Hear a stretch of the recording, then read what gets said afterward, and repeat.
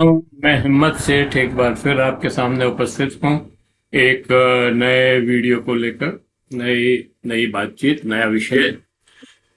और दोस्तों, आज हम बात करेंगे जीवन बीमा निगम के नॉर्दर्न जॉन एम्प्लॉयज एसोसिएशन के 13वें त्रिदिवसीय अधिवेशन की। दोस्तों, कल मुझे भी उस अधिवेशन में जाने का अवसर मिला, भागीदारी का अवसर मिला वहां पर। अ, एम- और मुझे उन साथियों को संबोधित करने का अवसर भी मिला। दोस्तों, उस सम्मेलन का उद्घाटन भी हमारे मित्र महावीर समता संदेश के संपादक प्रोफेसर हेमेंद्र चंडालिया ने ही किया था। सम्मेलन में रविंद्र शर्मा, जो नॉर्दर्न जॉन एसोसिएशन के सचिव हैं और कोषाध्यक्ष भी हैं, शायद महासचिव हैं और कोषाध्यक्ष भी हैं, वो दिल्ली से आए थे। और जोधपुर से जनरल सेक्रेटरी जितेंद्र पारिक इस एसोसिएशन के मुख्य वक्ता थे। सम्मेलन को भुगमलाल मीणा, मोहनलाल सियाल इत्यादि लोगों ने भी संबोधित किया तथा मंडल के सचिव अनूप जैन ने कार्यक्रम का संचालन किया। दोस्तों, इस सम्मेलन की खास बात यह रही कि सम्मेलन में मुख्य वक्ता ने सम्मेलन के प्रतिभागियों के सामने देश की आर्थिक और सामाजिक तस्वीर को रखते हुए ऐसे चौंकाने वाले तथ्य सामने रखे, डेटा के साथ। ऐसे ही नहीं है, फजीयत नहीं, मतलब बिल्कुल डेटा के साथ साथ उन्होंने अपनी बात को रखा और सबकी आंखें खोलने का काम किया।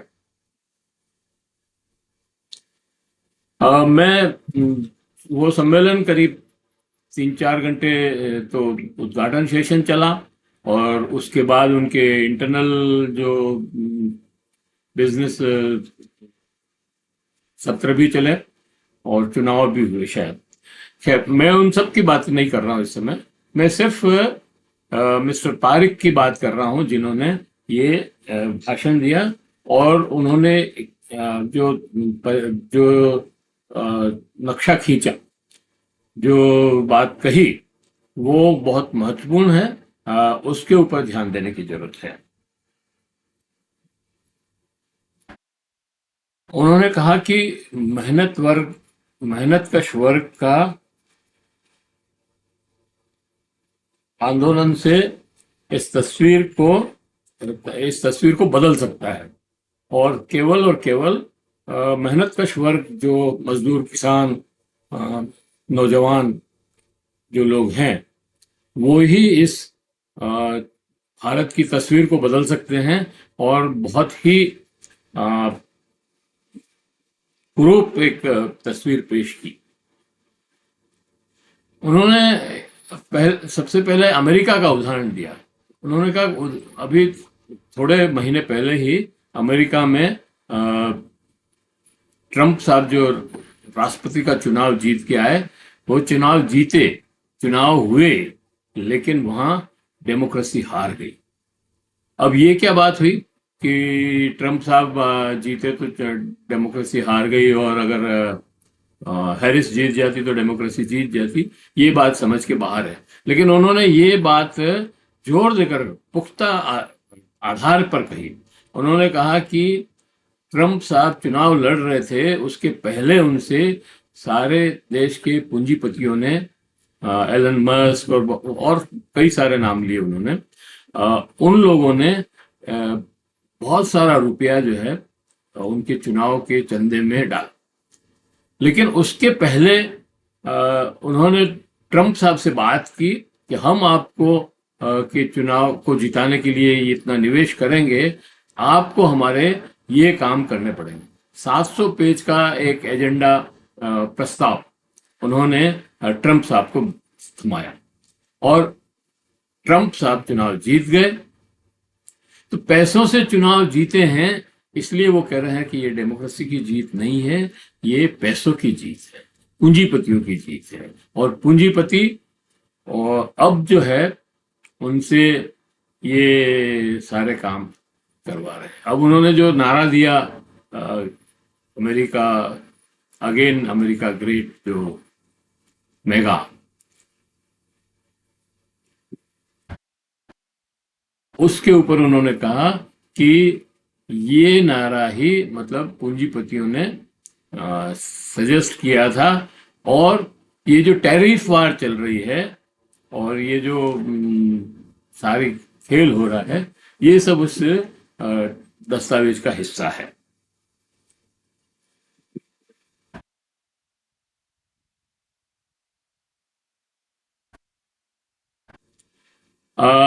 चुनाव जीतने के बाद ट्रंप साहब ने मीडिया पर हमला किया, उन्होंने कॉलेजों की स्वायत्तता समाप्त की।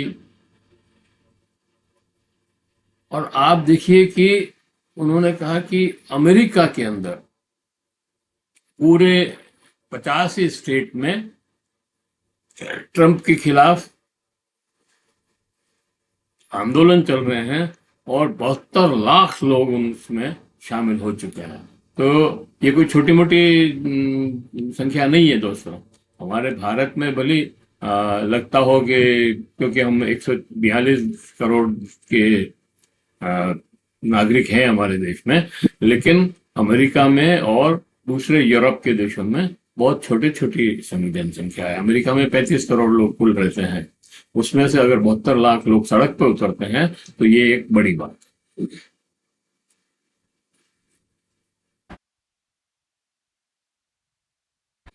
भारत में ही वही सभी कुछ।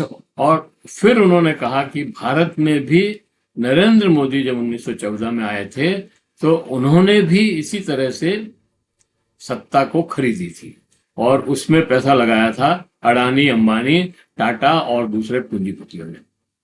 सबसे ज्यादा पैसा अडानी और अंबानी ने लगाया था। और इसीलिए आज के दिन जो आप देख रहे हैं कि हर जगह अडानी को वो जो मिल रही है खास रियायत, कहना चाहिए, सब कुछ उसको बेचा जा रहा है, उसकी झोली में डाला जा रहा है। उसका कारण यही है कि 2014 में उनके प्लेन से जो उड़े थे नरेंद्र मोदी, उसका कर्ज अभी तक भी चुका रहे हैं। तो दोस्तों, उन्होंने आगे ये भी कहा,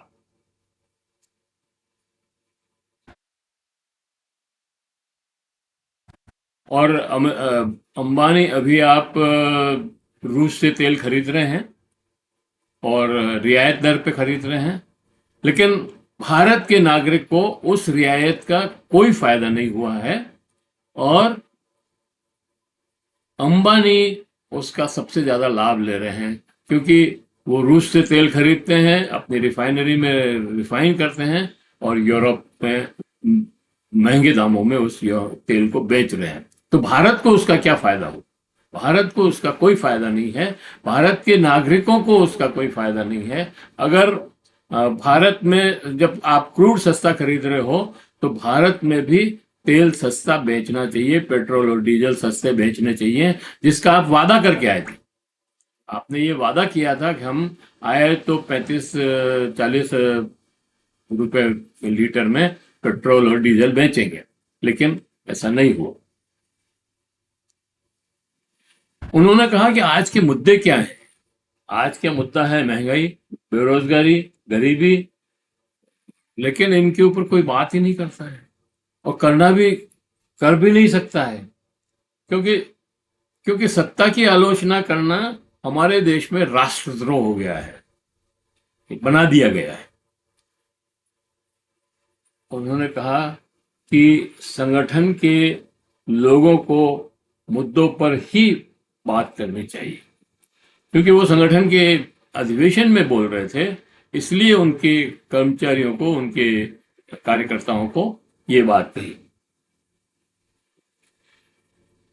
आज जन साधारण पर जिस तरह से प्रहार हो रहे हैं, मीडिया का मुंह जिस तरह से दबा दिया गया है, उनकी आवाज को बंद कर दिया है। मतलब कोई भी बोलता है तो उसको जेल में डाल देते हैं। कप्पन का उन्होंने उदाहरण दिया। अ, उन्होंने कहा कि किसानों पर जितना जुल्म हो रहा है वो शायद किसी पे भी नहीं हो रहा होगा, क्योंकि किसानों के उन्होंने जो धरना दिया 13 महीने तक और 700 आदमी शहीद हुए, उसके बाद भी वो कानून तो हटा लिए, लेकिन उन कानूनों को अभी नई कृषि विपणन नीति में फिर से लाकर पीछे के दरवाजे से ला करके उसमें लागू कर दिए। तो ये किसानों के साथ अन्याय है। उनको एमएसपी नहीं देना भी उनके साथ टीवी पर बैठ करके वादा किया था कि हम एमएसपी देंगे, लेकिन अभी तक भी एमएसपी पर कोई चर्चा नहीं है। और एमएसपी की लीगल गारंटी देने की बात जो है वो मोदी सरकार उससे पीछे हट रही है। उन्होंने ये भी कहा कि हम मोदी सरकार करते हैं। नहीं, ये मोदी सरकार नहीं है, ये भाजपा आरएसएस की सरकार है। और हमें किसी व्यक्ति के विशेष की बात नहीं करनी चाहिए।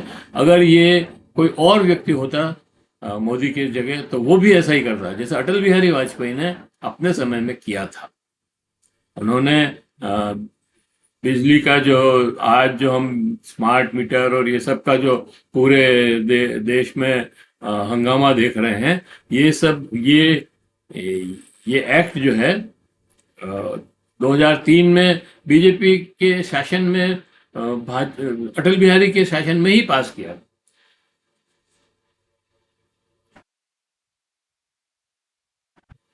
उन्होंने एक 2014 का संदर्भ देते हुए एक नारा दिया कि भाई उस समय एक नारा उछाला था, अच्छे दिन आएंगे। अच्छे दिन किसके अच्छे दिन? उनका हमारे तो अच्छे दिन नहीं आए। हमें तो और ज्यादा महंगाई से जूझना पड़ रहा है आम आदमी को। तो किसानों के तो अच्छे दिन नहीं आए, उनको तो और कर्ज में डूबना पड़ रहा है, आत्महत्याएं करनी पड़ रही है और एमएसपी नहीं दे रहे हैं। मजदूरों के अच्छे दिन कहाँ आए? मजदूरों के अच्छे दिन आपने उनके जो कानून थे, उनके हित रक्षक कानून थे, उनको आपने बदल करके 4 कोड में दे दिया। और अब आप जो है उनको जो जो समय उन्होंने 100-150 साल पहले अमेरिका में तय हुआ था, जिस अमेरिका के अंदर शिकागो में जो हड़ताल हुई थी और उससे काम के घंटे निर्धारित हुए थे, वही भारत में 8 घंटे का काम लागू हुआ। उसको आप बदलने की कोशिश कर रहे हो और बदल दिया है। तो अच्छे दिन कहाँ आए? मजदूरों के अच्छे दिन कहाँ आए?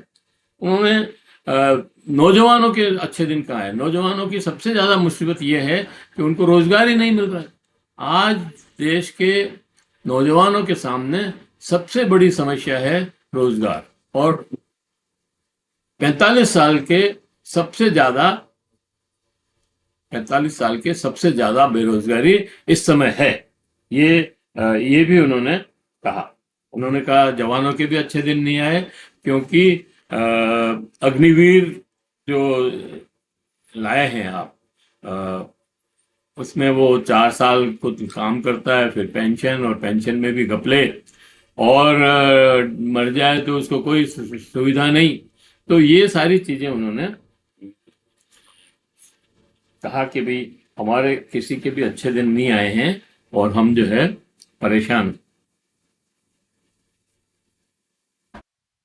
हाँ, उन्होंने कहा कि सर पूंजीपतियों के अच्छे दिन आए हैं और पूंजीपतियों ने सरकार को अपने कब्जे में कर लिया है, और अब सरकार से वो सारे काम करवा रहे हैं जो पूंजीपतियों के हित में हैं और साधारण आदमी के गलत, उनके उनके विरोध में।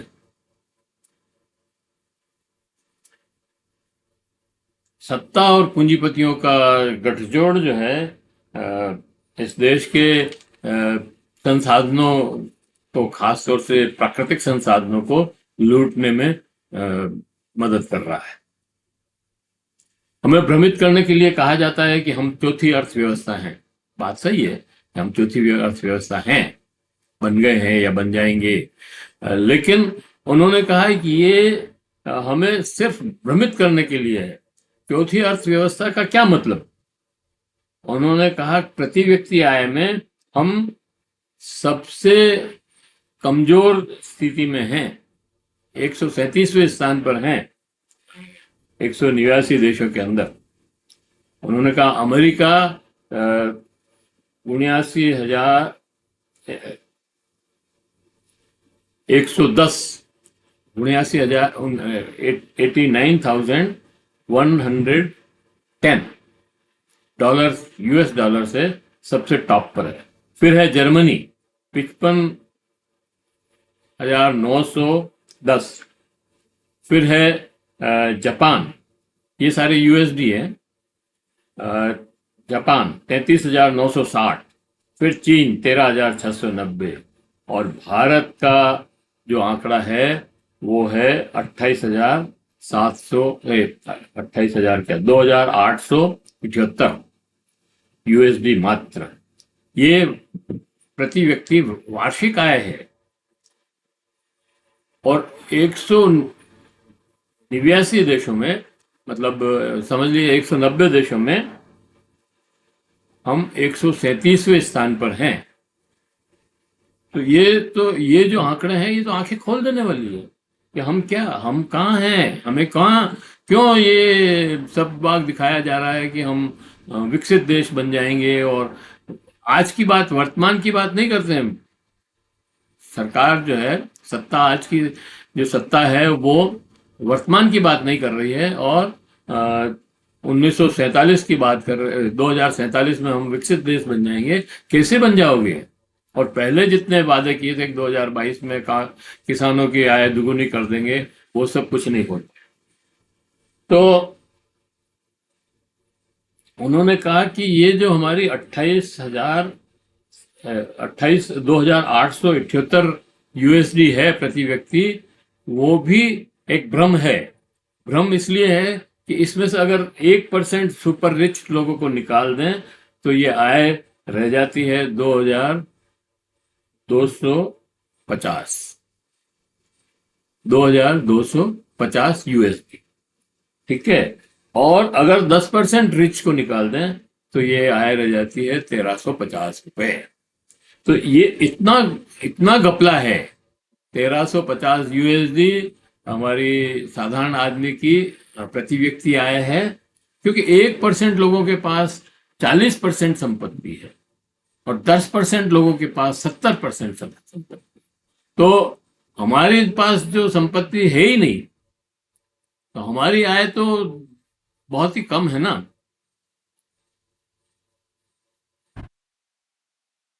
उन्होंने कहा कि ये जो गठजोड़ बना है सत्ता का और पूंजीपतियों का, सत्ता का और पूंजी का, सत्ता को चाहिए सत्ता में रहना, कुर्सी, और पूंजीपतियों को चाहिए लूट की खुली छूट, जो आज ये सरकार दे रही है।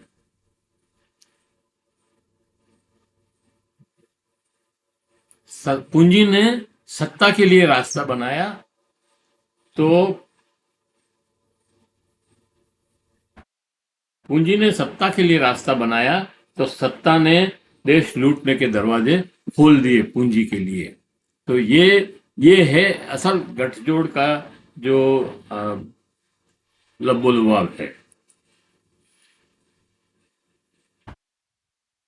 इस सरकार ने छद्म राष्ट्रवाद का सहारा लेकर देश में सांप्रदायिक तनाव और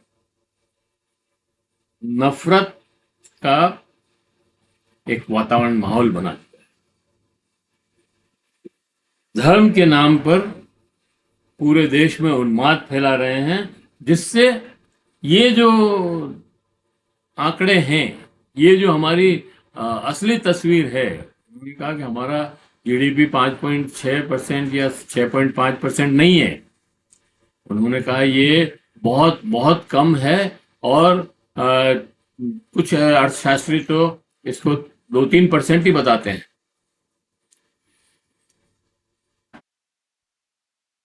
तो इसलिए ये छद्म आवरण बनाया गया और हमें उस नफरत और धार्मिक उन्माद में फंसाया गया। लोकतंत्र खतरे में है दोस्तों। उन्होंने कहा लोकतंत्र खतरे में है, संविधान खतरे में है, और संविधान और लोकतंत्र की सुरक्षा सबसे पहला कर्तव्य है। हमारे एसोसिएशन की जो मांगे हैं वो अपनी जगह है, वो हमारे कर्मचारियों की जो मांगे हैं वो अपनी जगह है, लेकिन अगर देश नहीं रहेगा, लोकतंत्र नहीं रहेगा, तो हम कहाँ रहेंगे। इसलिए हमें देश को बचाने के लिए हर उस आंदोलन में भाग लेना चाहिए जो कहीं से भी कॉल आओ। हमारे एसोसिएशन का कॉल हो जरूरी नहीं है, नॉर्दर्न जोन एम्प्लॉयज एसोसिएशन का कॉल हो तो ये जरूरी नहीं है, लेकिन हर उस आंदोलन में भाग लेना चाहिए जो देश की किस्मत को संवारने वाला है। उन्होंने आरएसएस और भाजपा को आड़े हाथे लेते हुए कहा कि इन्होंने हिंदू राष्ट्र के नाम पर संविधान की अवहेलना की तथा 53 साल तक आरएसएस मुख्यालय नागपुर में तिरंगा झंडा तक नहीं फहराए। उन्होंने युवाओं को आह्वान करते हुए कहा कि 1956 में जीवन बीमा निगम, ये डॉक्टर पारिख, जितेंद्र पारिख ने, जो जोधपुर से आए थे, उनका भाषण पढ़ रहा हूं मैं। उन्होंने कहा कि 1956 में जीवन बीमा निगम का 250 कंपनियों का अधिग्रहण करके राष्ट्रीय जीवन बीमा निगम बनाया, लेकिन अब इस पर संकट आ रहे हैं। उन्होंने कहा कि बैंक पर भी भारी संकट है। उन्होंने कहा कि बीमा क्षेत्र में अभी तक 75 विदेशी निवेश अलाउ था, अब 100% कर दिया है, उसका हमको नुकसान होगा। उन्होंने कहा कि बैंक पर भी भारी संकट है, 16 लाख करोड़ रुपए के तो कर्ज ही माफ कर दिए हैं। ये पूंजी तो देश की थी, जनता की थी, आप जनता की पूंजी से ऐसे कैसे खेल सकते हैं, उन्होंने ये भी कहा। उन्होंने मणिपुर व पहलगाम की घटनाओं का भी अपने संबोधन में उल्लेख किया और उन्होंने कहा कि संगठन को मजबूत करने के लिए काम करना है, लेकिन उसके पहले देश को की रक्षा सुरक्षित करनी जरूरी है। तो दोस्तों, ये उनके भाषण का लब्बो लबाब था। जितेंद्र पारिख जोधपुर से आए थे और एक एम्प्लॉयज बीमा के जो एम्प्लॉयज एसोसिएशन है उसमें अपनी बात कह रहे थे। उन्होंने अकेला जीवन बीमा निगम पर बैंक अपनी लड़ाई नहीं जीत सकते, लड़ भी नहीं पाए, और इसलिए मेहनत कश वर्ग जितना भी है, मजदूर, किसान, बुद्धिजीवी, पत्रकारों को इस लड़ाई में जोड़ना पड़ेगा, और हम नौजवानों को भी इस लड़ाई से अलग नहीं रख सकते। ये बात बिल्कुल सत्य है कि हम लड़ेंगे तो ही जीतेंगे। उन्होंने अपनी बात पाश की कविता से समाप्त की। सबसे बुरा होता है सपनों का मर जाना।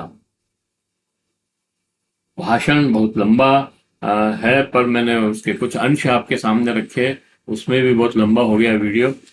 खैर, मुझे लगता है कि आप लोगों को ये वीडियो पसंद आएगा, क्योंकि इसमें देश की वास्तविक स्थिति को रखा है और सबके दिमाग में जो जाले आ रहे थे उनको हटाने का काम किया है। अब मैं आपको से ये अपील करना चाहता हूं कि अगर आपने अभी तक भी हमारे YouTube चैनल महावीर समता संदेश को सब्सक्राइब न किया है तो सब्सक्राइब कर लें, बेल आइकन दबाना न भूलें, और कमेंट बॉक्स में जाएं, कमेंट लिखें, सुझाव दें, और अगर आपके कमेंट और सुझाव में और बेहतर करने की ओर अग्रसर करेंगे। मैं चाहता था कि जितेंद्र पारिख साहब से बातचीत की जाए, लेकिन उनका बहुत शेड्यूल बहुत टाइट होने की वजह से हम बातचीत नहीं कर पाए, और उनके जो भाषण है उसी के अंश हम आपको पेश कर रहे हैं। जय हिंद, जय भारत, धन्यवाद।